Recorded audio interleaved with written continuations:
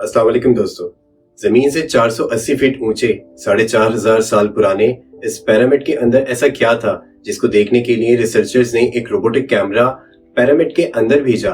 एक जगह पे आकर रोबोटिक कैमरा रुक गया क्योंकि उसके सामने एक स्टोन स्लैब से रास्ता बंद था। रिसर्चर्स का बिलीव था कि इस स्टोन स्लैब के पीछे जरूर कोई ऐसा राज छुपा है जो पिछले 4,500 साल से यहाँ दफन हुआ है। ये राज इनको हर सूरत में जानना था, इसलिए इन्होंने रोबोट के आगे एक ड्रिल मशीन फिट करी जिसने उस स्टोन स्लैब में एक होल बना दिया।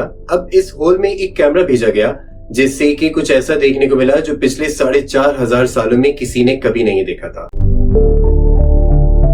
इजिप्ट में टोटल 138 पिरामिड्स मौजूद हैं और जो साइज में बहुत बड़े हैं, हाइट में बहुत ज्यादा हैं और पिछले हजारों सालों में बेशुमार अर्थक्वेक्स और टोर्नेडोज आए हैं वहाँ। लेकिन ये पिरामिड्स कुछ इस तरह से कंस्ट्रक्टेड हैं कि ये अपनी जगह से जरा बराबर भी नहीं हिले। इनमें सबसे बड़ा और ऊंचा pyramid the great pyramid of Giza कहलाता है और इसका बेस एरिया 13 एकड़ का है। According to the research and एक एस्टिमेट के हिसाब से इस पिरामिड को बनाने में 23 लाख ह्यूज साइज स्टोन्स का इस्तेमाल हुआ और अगर एवरेज वेट पर स्टोन की बात करें तो एक स्टोन का वेट करीब 50 टन का था। इसके टोटल वेट का अंदाजा लगाया जाए अगर तो पिरामिड का टोटल एस्टिमेटेड वेट करीब 60 लाख टन के बराबर है। लेकिन सवाल आता है जहन में कि इतने ऊंचे और आलीशान पिरामिड्स को बनाने के लिए इनका रीजन क्या था इनको बनाने का। और फिर हजारों साल पहले जब इंसान के पास कोई टूल्स भी मौजूद नहीं थे तब इन पिरामिड्स की दीवारों को इस तरीके से इंच बाय इंच लेवल करा, किस तरह से 50 टन वजनी पत्थरों को स्क्वायर शेप में कट करा और ना सिर्फ कट करा बल्कि 480 फीट की ऊंचाई तक पहुंचाया, वो भी बगैर किसी क्रेन के। और उस जमाने में ऐसा कौन सा इंजीनियर था कि इसकी कंस्ट्रक्शन को ना सिर्फ अर्थक्वेक प्रूफ करा बल्कि हर साइड को इक्वली 51.5 डिग्रीज के एंगल पे सेट करा और बगैर किसी कंपास के हर साइड को एग्जैक्टली नॉर्थ, साउथ, ईस्ट और वेस्ट पे कैसे सेट करा।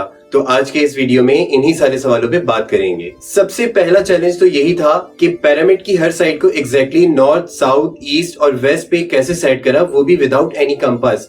एक्सपर्ट्स का बिलीव है कि इन पिरामिड्स को बनाने वाले ने सबसे पहले तो ऐसी जमीन ढूंढी होगी जो इतना हैवी वेट बेयर कर सके।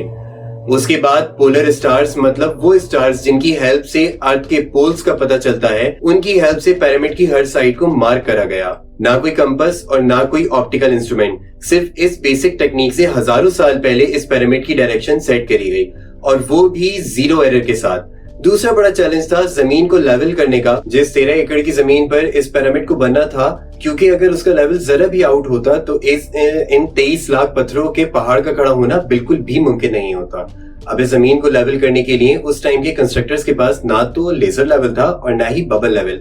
एक्सपर्ट्स का मानना है कि कंस्ट्रक्शन साइट की चारों तरफ खड्डा करा गया होगा, उसमें पानी डाला गया होगा और फिर एक साइड के वाटर लेवल से दूसरे साइड के वाटर लेवल को मैच करा गया होगा।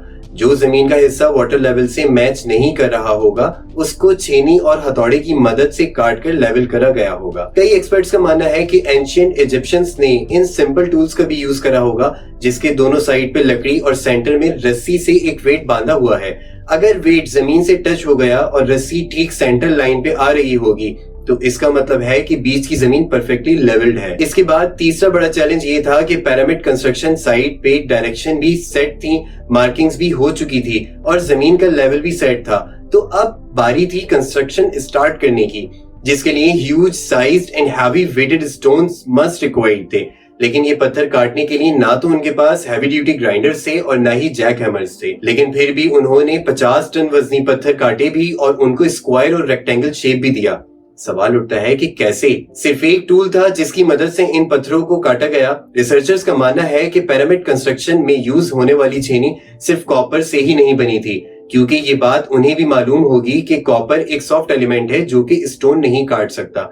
इसीलिए इसमें एक केमिकल आर्सेनिक भी शामिल करा गया था। कॉपर और आर्सेनिक से बनाई गई ये छेनी लकड़ी के हथौड़े से पत्थर पे ठोकी जाती थी और कई घंटों की मेहनत के बाद बड़े बड़े पत्थर रिक्वायर्ड शेप में लाए जाते थे। इसके बाद चौथा चैलेंज ये था कि ये खास पत्थर जिसे आज लाइमस्टोन कहा जाता है, उसकी कटाई पिरामिड कंस्ट्रक्शन साइट गीजा से 250 किलोमीटर दूर टोरा में हो रही थी। अब मसला था ये पत्थर टोरा से गीजा तक ट्रांसपोर्ट कैसे करा जाए। हर एक पत्थर 50 टन मतलब 50,000 केजी का था और ऐसे 23 लाख पत्थर सिर्फ एक पिरामिड में इस्तेमाल होने थे।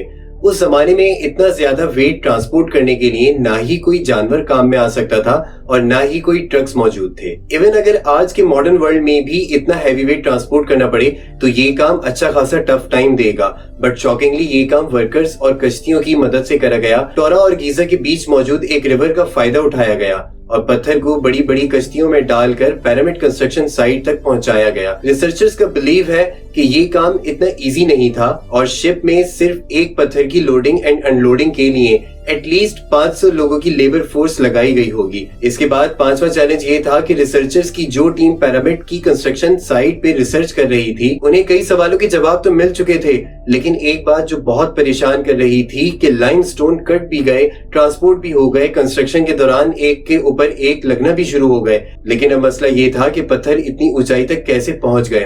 2 मिनट वीडियो पॉज करिए और कमेंट में बताइए कि आपका दिमाग क्या कहता है कि ये पत्थर ऊपर कैसे गए होंगे। बहरहाल मेजॉरिटी एक्सपर्ट्स का बिलीव है कि पिरामिड की कंस्ट्रक्शन से पहले ही ये प्लान कर लिया गया होगा कि या तो स्पाइरल ट्रैक बना के ऊपर गए होंगे या फिर जिगजैग बनाकर। लेकिन ये इस बात में कोई शक नहीं कि ये huge sized heavy weighted stones मजदूर ही खींच के ऊपर लेके गए थे। इसके बाद एक और चैलेंज ये था कि बात सिर्फ लाखों मजदूरों छेनी हथौड़े से लाइमस्टोन काटने और इतने बड़े पत्थरों को ट्रांसपोर्ट करने की ही नहीं थी। इन पिरामिड्स के अंदर कंपार्टमेंट्स, उनके अंदर जाने का रास्ता और कई छोटी सुरंगें भी बनाई गई थी। बाकी सब चीजें तो बिल्कुल ठीक थी, लेकिन एक चीज रिसर्चर्स को बहुत हैरान कर गई और वो ये थी कि अंदर के कंपार्टमेंट्स में जो पत्थर इस्तेमाल हुआ था वो लाइमस्टोन नहीं बल्कि ग्रेनाइट था। ग्रेनाइट एक ऐसा स्टोन है जो डायमंड के बाद सबसे ज्यादा सख्त तरीन पत्थर है। Even in today's modern world granite को कट करने के लिए हैवी ड्यूटी ग्राइंडर्स रिक्वायर्ड होते हैं। दुनिया भर से कई आर्कियोलॉजिकल एक्सपर्ट्स को इन पिरामिड्स का विजिट भी करवाया गया, लेकिन किसी को भी इस बात का हिंट नहीं मिला कि 4500 साल पहले एंशिएंट इजिप्शियंस ने ग्रेनाइट जैसे ठोस पत्थर को इतनी सफाई से कैसे काटा। लेकिन काफी सालों की रिसर्च ने इस मिस्ट्री को भी सॉल्व कर लिया।